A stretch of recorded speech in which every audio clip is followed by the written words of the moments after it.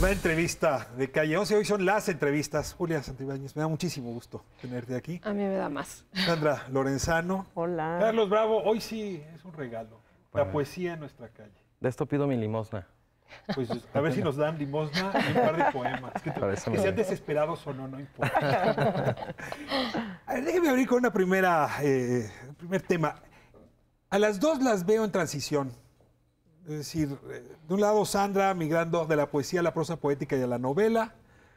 Julia, tú con mucho éxito migrando de la edición, la empresa a la poesía. Te ganaste ahora el premio Benedetti. Y sobre eso quería un poco abrir boca. ¿Es época de transiciones o nada más son ustedes dos y los demás estamos condenados a permanecer? ¿Quién quiere? Empieza si quieres. Mira, sí, yo lo que creo, hola a todos, yo lo que creo es que estamos permanentemente en transición. Y te diría que en términos del lenguaje y del trabajo con las palabras, en realidad el límite entre la poesía, la novela, la prosa poética, pero incluso el periodismo, me parece que no es tan definido como nos han querido hacer creer durante tanto tiempo. Entonces, simplemente te sientas y empiezas a hacer algo, a jugar, a crear, a compartir palabras y van saliendo cosas. De pronto eso se puede volver, lo hablábamos hace un rato fuera del aire, se puede convertir en obra de teatro, de pronto se puede convertir en rap y hip hop en una calle, ya que estamos en la calle. Me parece que lo que hay que hacer es tomar con libertad esa posibilidad de jugar con las palabras. Pero estamos en época de muros, ¿no? Y antes, en efecto, los muros servían para poner estancos, ¿no? La poesía es mía, no totalmente. Es tuya, ¿no? Y ahora de repente resulta que no, que en el trabajo que ustedes hacen esos muros no funcionan. No, no funciona. Coincido con Sandra. Creo que más que delimitar con fronteras muy precisas, hasta aquí termina la poesía y aquí empieza la narrativa y luego sigue el ensayo y más allá está lo que sea, los nuevos géneros que están surgiendo todos los días. Yo creo que estamos en zonas intermedias y que las fronteras, y aquí voy a ser altamente impopular para el señor Trump, creo que las fronteras más que dividir unen, permiten la confluencia de distintos lenguajes, de músicas, si nos vamos a las fronteras físicas, de comidas, de posibilidades verbales, en fin. Y más allá de las fronteras físicas, creo que en general en el trabajo con las palabras, las fronteras no son tan claras y cada vez lo son menos, y qué bueno. En mi caso, sí, lo mencionas bien, yo vengo de la edición, siempre he escrito, de hecho yo estudié letras y siempre he escrito y tengo 4 libros, pero sí, me había dedicado mucho más al tema de la edición. Editar y sin embargo, a alguien más, digamos. A editar a alguien más, produciendo mi propia obra, pero fundamentalmente editando a alguien más. Y sin embargo, no me siento en una transición radical como pudiera creerse, ¿no? Finalmente tengo que ver todavía con la edición, sea de otros, porque sigo editando a otros, o mía. Tengo que ver con la traducción en todas sus acepciones. Tengo que ver con el desplazamiento de la mirada de un lugar hacia el otro, con las historias y la narrativa, inclusive me atrevo a decir, no solamente en el proceso literario, sino también desde la mercadotecnia. Por ejemplo, estoy asesorando a varios clientes con tema de, perdón por la sangronada, pero storytelling, con la narrativa, con cómo vestir de historias un producto o una marca. Entonces, en todos esos ámbitos estamos hablando de palabras, estamos hablando de historias. A mí me gustaría preguntarles, con respecto a una coincidencia y un contraste entre sus respectivas obras poéticas. Por un lado, tú, Julia, tienes el libro previo a este último Serasar, Rabia de Vida. Hay una poética muy del cuerpo, muy de la sexualidad femenina, muy echada para adelante, muy explícita, muy contundente, casi diría, como tomando la palabra prestada al título, como muy rabiosa, ¿no? Pero a pesar de ser una poética del cuerpo y de la sexualidad femenina, no es una poética feminista. Y en cambio, tú, Sandra, en tus poemas más eróticos, en donde también exploras temas del cuerpo, del deseo y de la sexualidad femenina, sí veo algo como algunos tonos o registros o inquietudes feministas. ¿Podría cada uno de ustedes ayudarnos a entender esa poética de cada una, que a pesar de estar vecinas, ¿no?, tienen esa esa distinción o ese contraste? Ahora empiezas tú. Sí, perfecto. Sí, en mi caso creo que lo lees bien. No me considero una poeta feminista. No, quizá porque no escribo desde una actitud de género, no sé si bien o mal, pero cuando escribo no me estoy cuestionando o no estoy planteándome cuestiones de género. En términos generales, me parece que más allá de mi trabajo personal, también me pasa cuando leo. Cuando estoy leyendo no me estoy preguntando este tipo de cuestiones, ¿no? Quizá la respuesta iría más hacia el fondo de lo que yo concibo como literatura y que es un engranaje que tiene muchos ámbitos y tiene muchas facetas, una de las cuales no es el género desde mi óptica. Está la musicalidad, está la exploración verbal, está la forma, en una imbricación, digamos, con el fondo, está, en fin, un millón de cosas que sustentan una obra literaria, sea poética, narrativa, ensayística. Pero no me gusta concebir, ni lo hago conmigo, ni lo hago con otras. Esta es literatura femenina, es literatura de mujeres o para mujeres o feminista, o porque hay menos o más narradoras o narradores o poetas o poetos.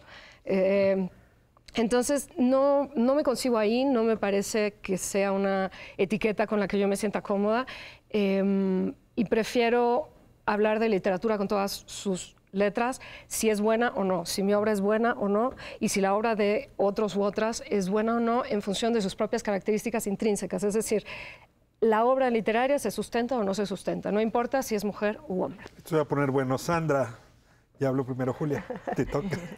Fíjense que me sorprende la pregunta. En realidad, yo lo que me considero es una feminista que escribe, que es diferente a escribir textos feministas. A lo mejor uno escribe textos feministas cuando hace un ensayo, por ejemplo, cuando uno hace un ensayo sobre las mujeres asesinadas en Ciudad Juárez, seguramente mi perspectiva es una perspectiva feminista. También cuando vivo, mi perspectiva es feminista, porque uno no se desliga de lo que es. Quiero decir, hay una propuesta que me parece válida, que me parece actual y que tiene que ver con la situación de las mujeres en nuestro país y en el mundo. Desde esa perspectiva soy feminista y lo he sido siempre. Ahora, el tema feminista no es un tema presente en mi poesía. Quiero decir, no es una poesía militante, entonces no está presente el tema feminista ni ninguna otra bandera o etiqueta ideológica o política. Está presente en mi vida y escribo con lo que soy, ¿no? La cabeza, el cuerpo, y la cabeza y el cuerpo corresponden a esta mujer que soy. Escribo desde ahí, pero no es una militancia. Al contrario, yo diría que en términos temáticos, porque ahora podemos entrar un poquito en eso, ni me preocupa ni siquiera lo femenino. En realidad, la escritura, sobre todo en la poesía, y ahí sí hay una cierta diferencia, por lo menos con la última novela que publiqué, que es La estirpe del silencio, que es muy de personajes femeninos.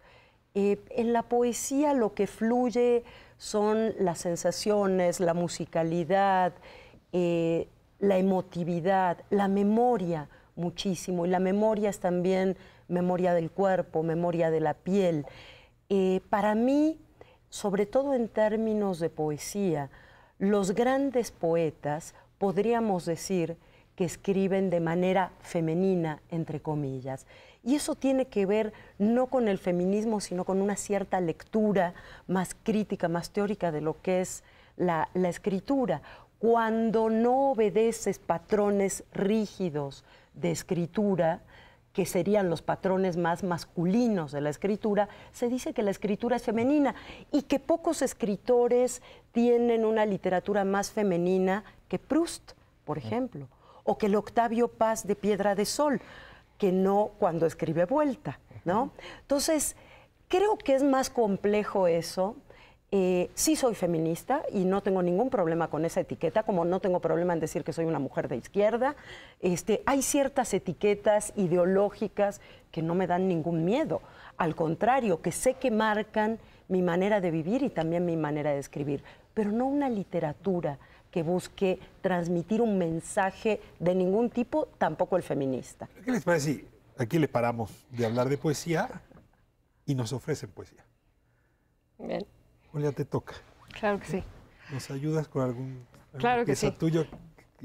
Supongo que será con lo que te dieron el premio Benedetti. No, porque ese libro es inédito, se llama Eros una vez y todavía no sale. Entonces, de ese todavía no puedo compartir, sale probablemente en 2 meses, entonces podré ya compartir, pero ahora de momento no. Este se llama Ser Azar y es un libro que salió el año pasado, entonces, bueno, está bastante fresco todavía, la tinta todavía mancha un poco.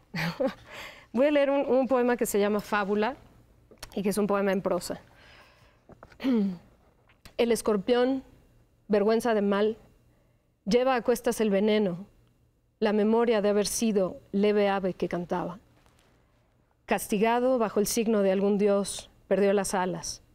Esqueleto que las busca entre las piedras, mudo y loco, asco de sí mismo, pregunta, mueve las tenazas. Dicen que cuando de amargura se desborda y de agonía, movido por una cólera ancestral, alza la cola, maldice al cielo y se clava la punta. Dicen que es un sentimental. Ah, qué lindo. Una delicia. Eso es lo que estamos pidiendo, ¿no? Vamos a corte, a la vuelta en la calle No Te Calles, con Amadelia Murillo, y volvemos a una conversación. Nos debe Sandra, ahora de su lado, una poesía. No se vaya. De vuelta en calle 11. Alma, muchísimas gracias. Es un deleite escucharte todas las semanas. Y es un deleite esta conversación. Como ustedes saben, calle 11 está arrancando. Es nuestros primeros programas y siempre uno se pregunta cómo se ve la tele y la poesía en una misma pantalla. Y creo que están respondiendo la pregunta. Sandra, déjame ir contigo. Hace un momento hablabas de la última novela sobre Margarita Cansino. Un personaje, por cierto, que se educa emocionalmente en una frontera. Así es. Vivía en Chino, California, allá abajito de San Diego, ¿no? Y trabajaba en las noches, no sé si en el Tecolote, en alguno de estos. No, en el Casino de Agua Caliente. Ya estaba en el Casino de Agua Caliente, que todavía existe. Claro. Todavía existe. Es el casino que tiene ahora Jorge Janrón. En realidad cambió un poquito, pero es eso mismo. Es ese mismo. ¿Cómo se llamaba en inglés Margarita Cansino? Ella se llamaba así, Margarita Carmen Cansino Hayward. Y Rita Hayward. Rita Hayward. ¿Por qué Rita Hayward? A ver, ¿por qué escoges este personaje para hacer este juego de la memoria, de las identidades? Ese es un personaje fascinante que cuando conocí su historia realmente no pude desprenderme de ella. Y así nació La estirpe del silencio, que es esta novela de la cual estamos hablando. Es un título singular para una mujer que bailaba y cantaba. Bailaba y cantaba. Fíjate que no cantaba. Bailaba, nunca cantó. Parecía que cantaba, pero cantaba alguien en su lugar. Era una gran bailarina, gran bailarina. Pero a mí lo que me interesaba de Rita Hayward eran un par de cosas. Una, que fue una niña abusada por su padre.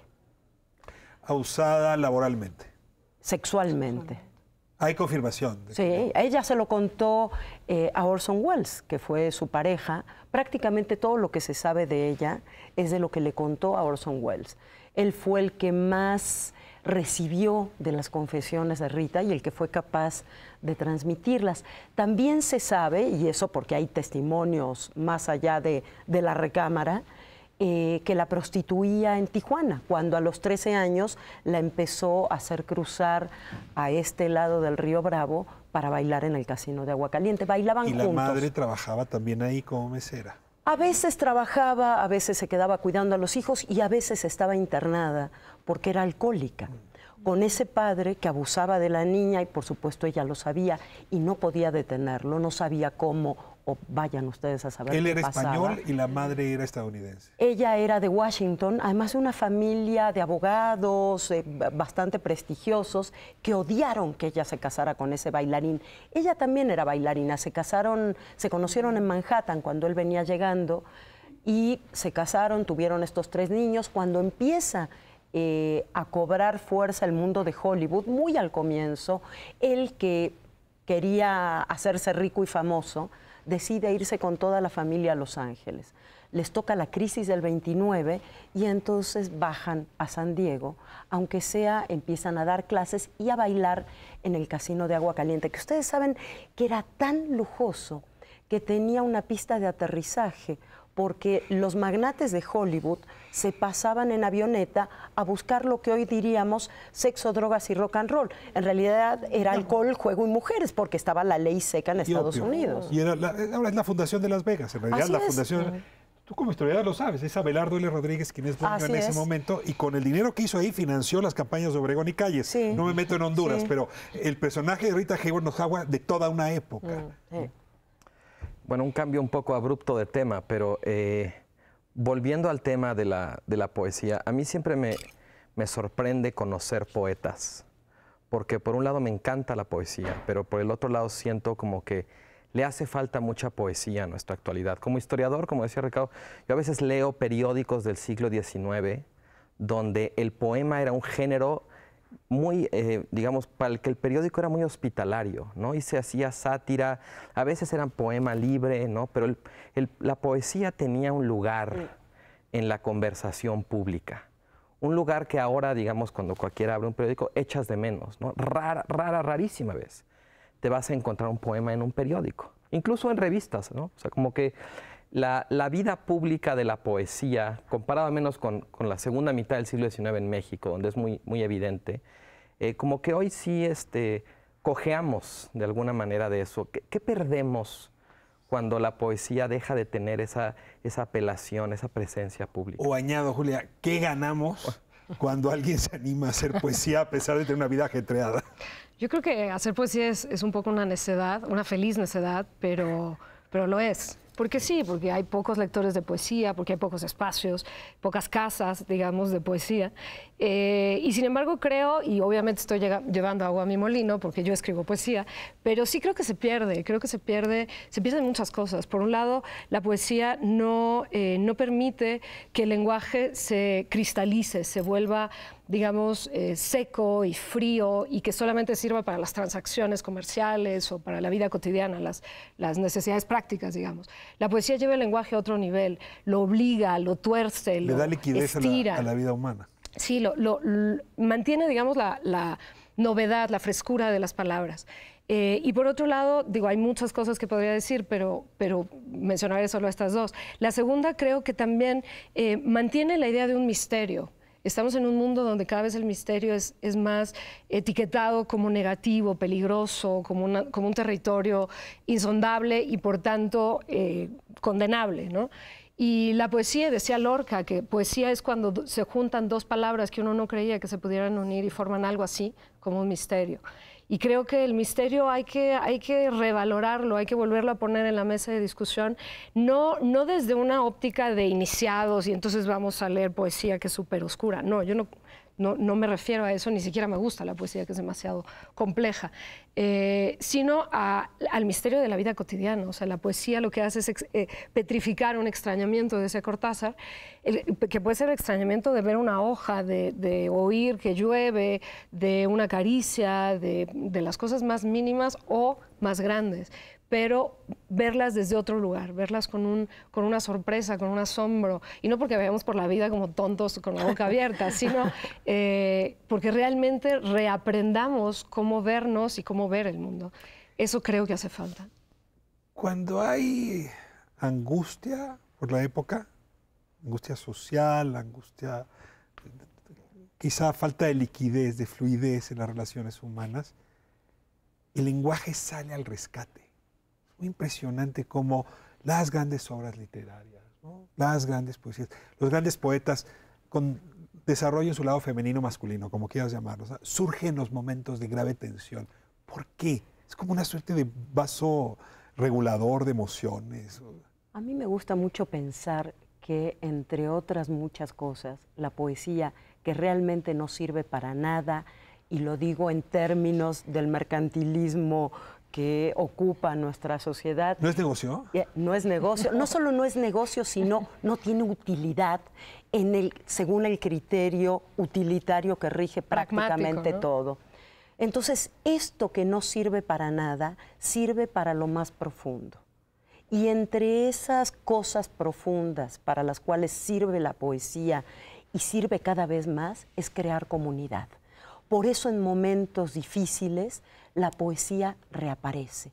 Y yo hablaba al principio de la poesía en las calles. ¿Por qué están estos chicos parados en las esquinas diciendo o improvisando poemas? Y me gusta contar una historia que tuvo lugar en Colombia, en la zona de Medellín, una de las zonas más violentas de aquel país, que se parece tanto a zonas violentas del nuestro. Y en un momento en que gente joven estaba dejando las armas, tanto del ejército como de la guerrilla, como de los paramilitares, y eran chavos muy tronados, que habían pasado por experiencias terribles, de ver morir o de matar, de ver violar o de violar ellos mismos, cosas de verdad muy duras. Una chavita joven, amante de la poesía, dijo, vamos a hacer un taller de poesía. Todo el mundo la miraba como, estás loca, ¿no? Y decidió que eso era lo que quería hacer. Lo que hizo fue, iba todos los días y durante media hora les leía poesía. La gran poesía, que a veces la gente dice, es que no se entiende. Es que no hay que entenderlo. Justamente el chiste está en déjalo entrar en ti, permite que resuene con lo que tú tienes en tu interior y sigue. No te preocupes de ir entendiendo cada frase, cada palabra. Bueno, los chavos ponían cara de nada, ¿no? De el horror. Hasta que se le ocurre leer Los Heraldos Negros de César Vallejo.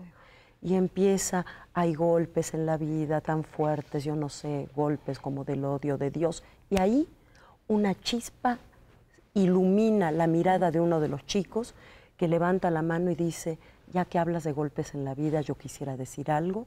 Y a partir de eso, todo fluye gracias a la poesía. Voy a pedir que leas algo, Sandra, pero antes nada más quiero preguntarle muy rápido, Julia, ¿algún momento en que la poesía te haya salvado de algo grave?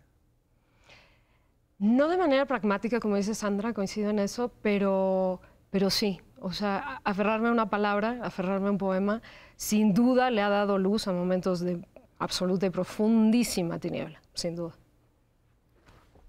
Yo sí voy a leer uno inédito del nuevo libro que en realidad está en prensa y sale a fin de año, aunque este poema se publicó, porque este es un poema por encargo, es una cosa rara. Que sí tienen utilidad. Cierta utilidad tienen. Fíjense que Alejandro Magallanes, el querido Alejandro Magallanes, diseñador, artista visual y un tipo de verdad genial, y que escribe poesía. Y que escribe, hizo un libro cuyo tema, el título era La delgada línea que divide el lado derecho del izquierdo. Así se llamaba el libro. Y le pidió a varios escritores, poetas, periodistas, académicos, que escribieran algo a partir de ese título, lo que quisieran. Entonces, en realidad, es muy simpático porque es una especie de taller literario. Te dan una consigna y tú escribes. Y ese es el poema que salió, que lo incluí después en el libro que está ahora en prensa en Vaso Roto, que es una editorial. ¿Y le añadiste O Surcido a domicilio? Eso es lo que quería decir, que el subtítulo es Surcido a domicilio, porque ya van a ver de qué es lo que uno puede surcir con las palabras.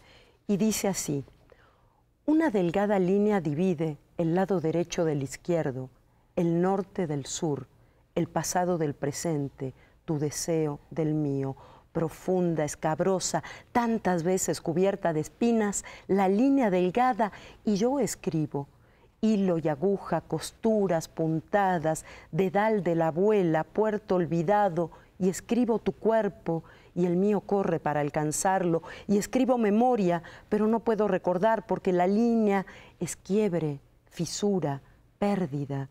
Y entonces, surso, surso, surso, primero una pluma y la tinta, luego los dedos, la cabeza, el aire, surso estos versos deshilachados, la línea es aguda, afilada, cortante, y yo quiero tu mano en la mía, tu piel en mi lengua, para surcir derecha e izquierda, norte y sur, pasado y presente, tu deseo y el mío, invisible dicen el surcido, por eso escribo con limón y sangre, con fuego añorado por las cenizas, con hilo y aguja, puntadas, abuela, una delgada línea, lágrima furtiva, fantasma que recorre el mundo y separa.